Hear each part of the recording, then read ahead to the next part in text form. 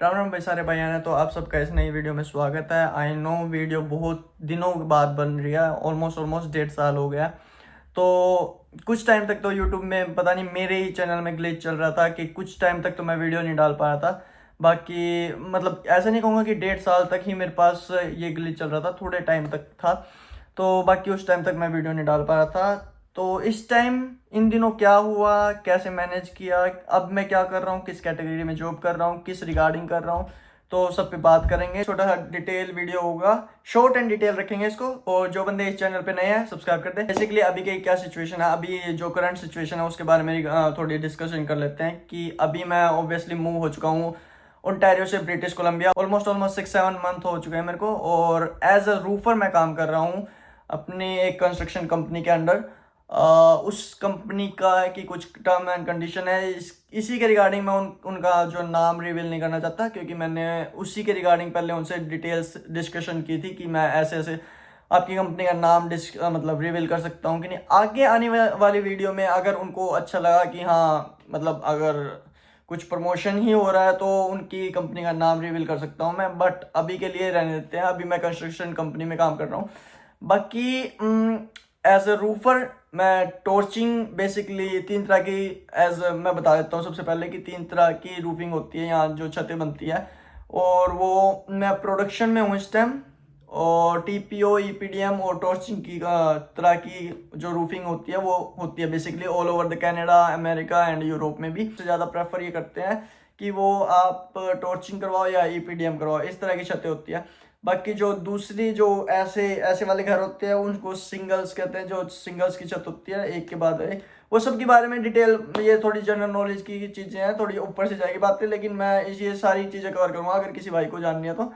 But अभी मैं जो सीन चल रहा है, अभी मैं एज ए रूफर काम कर रहा हूँ, मेरी अप्रेंटिसशिप चल रही है जिसके रिगार्डिंग मेरा 2 साल का एक्सपीरियंस काउंट होगा। उसके बाद मैं कोई इंग्लिश का पेपर आज दूंगा या फिर कि जो भी चलता है यहाँ पे के रिगार्डिंग मैं फाइल पुट कर सकता हूँ। लेट्स सी क्या होता है क्या नहीं, आपको अब से अपडेट मिलनी शुरू हो जाएगी। इन शॉर्ट अभी का सिनेरियो है कि मैं ब्रिटिश कोलंबिया यानी सरी सिटी में रहता हूँ। बहुत एक्सपेंसिव है, मतलब मैं ओशवा में रहता था, ओशवा से एज कम्पेयर टू सरी बहुत यहाँ की ग्रोसरी बहुत महंगी है, रेंट बहुत महंगा है। अभी मैं बेसमेंट में रहता हूँ जैसे आप देख सकते हैं, बाहर रूम टूर भी दूंगा मैं।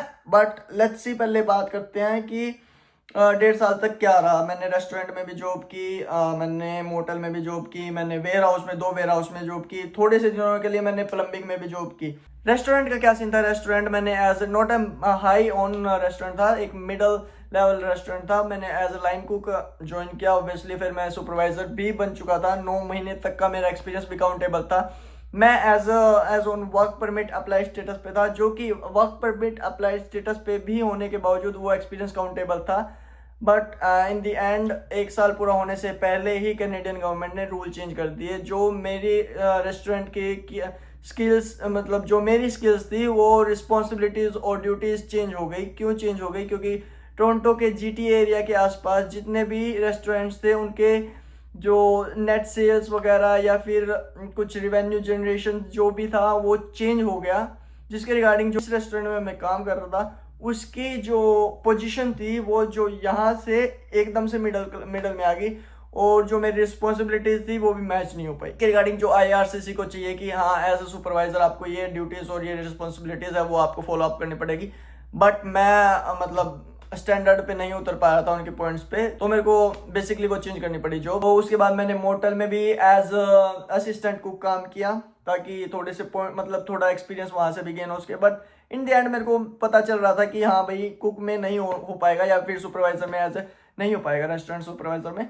तो फिर मैंने कुछ साइड हसल किए, जैसे मैंने बताया कि प्लम्बिंग का काम किया। बट उसके बाद मैंने वेयर हाउस में भी थोड़ा सा सीजनल जॉब की, जैसे जियोडिस में जॉब की मैंने, एच&एम में भी नाइट शिफ्ट की मैंने।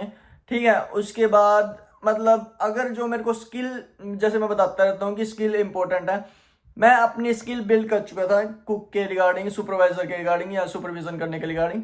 बट मेरे को हैंड ऑन जॉब चाहिए थी, तो हैंड ऑन जॉब करने के लिए मैंने फाइंड आउट किया कि कंस्ट्रक्शन में, रूफर में बहुत सारी मतलब जो आगे डिटेल्स है, आगे अपॉर्चुनिटीज है वो मेरे को ज़्यादा मिल सकती है। मैंने फाइंड आउट किया कि ओंटारियो में कुछ ज़्यादा है रूफिंग कंपनी, नो डाउट बहुत सारी रूफिंग कंपनी है। बट अगर आप डिटेल्स चेक करें कि एक साल में वहाँ पे 5 महीने 6 महीने, मोस्टली 6 महीने, लास्ट टू लास्ट ईयर 6 महीने तक भी, लास्ट मई में भी बर्फ पड़ी थी 2023 या 24 के आसपास। तो मैंने डिसाइड किया कि ब्रिटिश कोलंबिया ही ठीक रहेगा, क्योंकि यहाँ पे ऑब्वियसली इस साल जो 2025 था उसमें देखा कि उसमें हार्डली ही कोई बर्फ पड़ी थी, किस साइड, सरी साइड या वैंकूवर साइड, बट चीज़ें थी कुछ, क्योंकि यहाँ पे भी जैसे वैंकूवर बोलते हैं, यहाँ से वैंकूवर नहीं रेनकूवर ज़्यादा, क्योंकि जहाँ जब दिसंबर में मैं मूव हुआ यहाँ पे हार्डली मैंने 6-7 दिन काम किया। 15 दिसंबर से 31 तक मैंने 6-7 दिन काम किया, क्योंकि अब बाकी सारे दिन किस दिन बरसात बरसात बरसात बरसात, भाई पागल हो गया मैं। ठीक है, उसके बाद अभी चल रही है, अभी ठीक ठाक चल रहा है मौसम, गंदे वाली गर्मी होने वाली है ये भी मैं बता दूं। ठीक है, रूटीन ऐसा बना हुआ था कि घर से काम और काम से घर, ये रिपीट चलता रहता था। 6-7 महीने मेरे को वर्क परमिट पे भी हो चुके हैं और 2029 तक मेरे पास वर्क परमिट है। वर्क परमिट आने पे भी मेरे को टाइम लगा। उसी के बीच मैंने जॉब अप्लाई की थी, जिस कैटेगरी में मैं जॉब कर रहा हूँ, रूफिंग कैटेगरी में।